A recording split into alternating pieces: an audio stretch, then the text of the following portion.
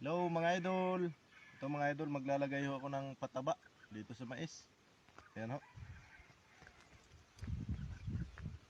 Nakabili kasi mga idol, kaya maglagay muna tayo ng pataba.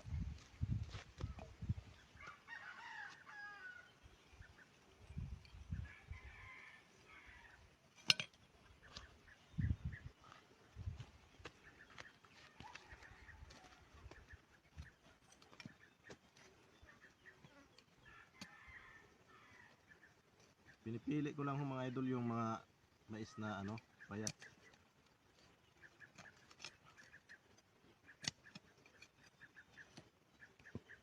Yung medyo mataba ho ay hindi ko na nilalagyan mga idol.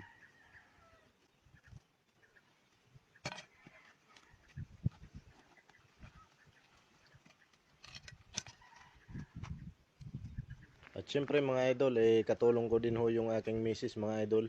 Habang naglalaro pa ho yung aming dalawang anak, nagpatulong muna ako sa kanya mga idol. Medyo marami-rami rin ho kasi mga idol. Ayan ho siya mga idol.